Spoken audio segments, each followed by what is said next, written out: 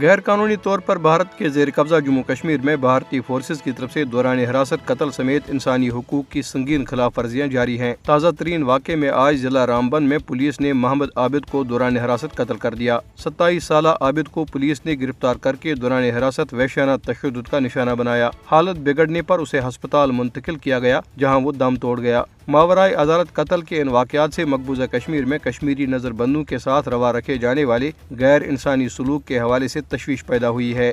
جموں کے علاقے بٹھنڈی میں سول سوسائٹی کے ارکان نے دوران حراست قتل کے واقعات کی منصفانہ تحقیقات کے مطالبے کے حق میں مشعلے اٹھا کر احتجاجی دھرنا دیا۔ مظاہرے کی قیادت advocate Sheikh Shakeel, senior Congress leader Tarunjit Singh Tony اور سیاسی جماعتوں اور سول سوسائٹی کے دیگر ارکان نے کی۔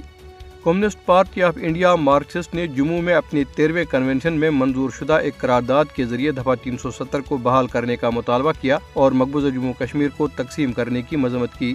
قرارداد میں 5 اگست 2019 کو جموں کشمیر کی خصوصی حیثیت کی منسوخی کو غیر آئینی اور بھارتی حکومت کی طرف سے کشمیری عوام سے 1947 میں کیے گئے وعدوں سے غداری قرار دیا گیا۔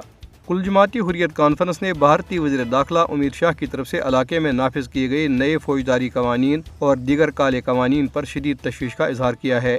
مقبوضہ کشمیر میں پولیس نے کتابوں کی درجنوں دکانوں پر چھاپوں کے دوران سینکڑوں اسلامی کتابیں ضبط کر لی ہیں، جن میں زیادہ تر عالمی شہرت یافتہ اسلامی اسکالر سید ابو العلا مودودی کی تصانیف ہے۔ پولیس نے بتایا ہے کہ چھاپے اسلامی نظریے کو فروغ دینے والے لٹریچر کی خفیہ فروخت اور تقسیم کے حوالے سے اطلاعات ملنے کے بعد مارے گئے۔ کل جماعتی حریت کانفرنس کے سینئر رہنما میروائز عمر فاروق نے پولیس کارروائی کی مذمت کرتے ہوئے کہا ہے کہ اسلامی لٹریچر کے خلاف کریک ڈاؤن کرنا اور کتابوں کو ضبط کرنا موضوع خیز ہے۔